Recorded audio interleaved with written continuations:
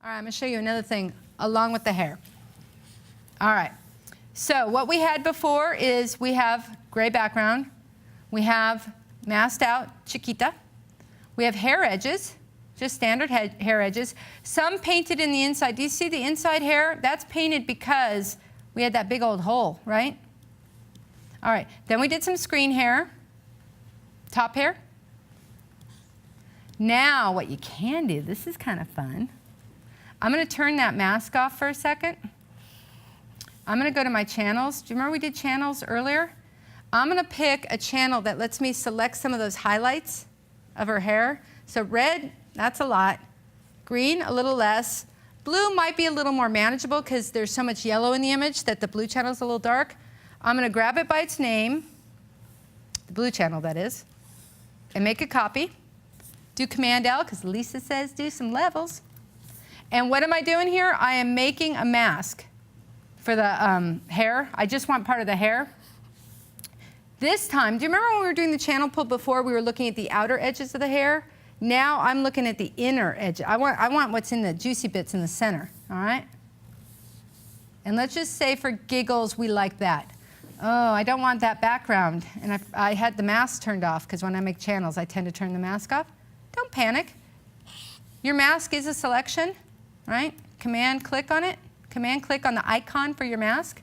Go to your blue channel copy. Blue, I'm going to try to name that. Blue copy for hair. Name your channels too. Give yourself help. And then I'm going to inverse, Command Shift I, inverse that selection. So now the background is selected, not the hair. The background's selected. And I'm going to fill with black. So now I'm going to do this crazy thing. Just sit back and relax for a second. See if you can follow this. So I'm going to go back to the main image. I'm going to load my new blue copy for hair selection. Command, click on the icon for the channel. I'm going to copy, Command Shift C. And then I'm going to paste, Command V. And what have I just done? I've just pasted a copy. Why? Because now I'm getting crazy. I'm going to blur it, and I'm going to put it on color dodge. So I'm going to blur it. I'm going to put it on color dodge.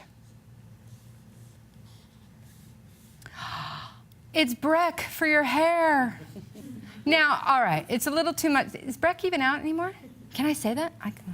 All right. And I put a black mask. Option, click on the mask icon, and you can put a black mask. You can see where I'm going, folks. I'm painting with white on the mask, and this gives you that beautiful sheen they use that argan oil for. You pay all that money for. Here, we just use color dodge. Maybe a little too much on the ends. Take it off. Maybe that screen on the edge is a little too much. So let's recap, because that was a lot, right? I know, it was a lot. No big deal. It's actually not complicated. I swear to boot it. Just take some time. You mask out the Chiquita, or the dude. You paint some hair edges. You've got your brushes. You're going to download the brushes. You can try all sorts of stuff, but it's basically a soft 2-pixel brush at 50% opacity. You're going to use that rotate tool is going to be your favorite thing you've ever done. It's going to change your life. You can write Creative Live and say thank you for the changing in their life. You're going to hit the escape. You're going to go back to normal. Then what you're going to do is you're going to paint some screen. Just some hot highlights. Ain't no big deal. Hot highlights. And if you feel very adventurous, I'm going to paint this out here. If you're feeling very adventurous, you are going to make a smart object out of it. It's all easy peasy lemon squeezy. Convert to smart object. You're going to put a blur filter on it. You're going to feel very brave at this point. You're going to think you rock, because you do rock. You're going to invert the mask on that smart filter, and you're going to paint it in. It's really, it's not a lot. It just seems like a lot.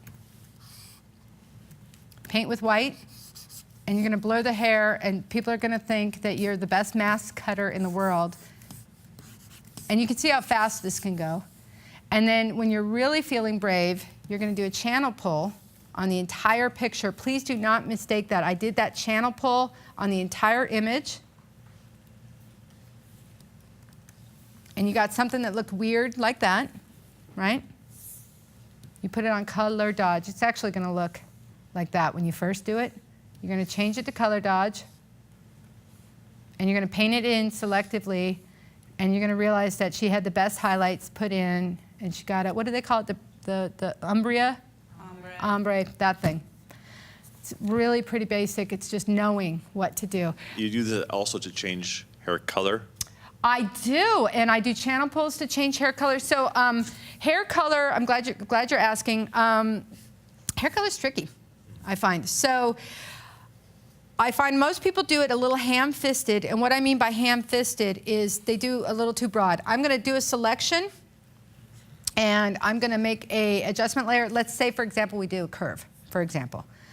I'm going to close that for a second, and I'm going to realize I should always clip it. Option clip, and then I'm going to go to my curve and I'm going to say, oh, okay, I want to change the color. I'm doing this the long way on purpose, okay? So let's say we want her to have a little more red in her hair, or do you want her to have less red in her hair? I don't know what you want to do, but we can decide. Let's say you want to make it less brassy. So if you use curves, which I prefer to do color, they also can change tone. So you might need to put the adjustment layer on color mode. Do you see that? See how the tone just shifted? Now, I often pull channels and fill in color just in the highlights and leave the undertones the way they are before. Is that kind of what you're referring to? Darker underneath, right? Exactly. So yeah, channel pulling's my life. And brown to blonde is harder than blonde to brown? Do you find it some directions, or adding red highlights to brown hair, for example?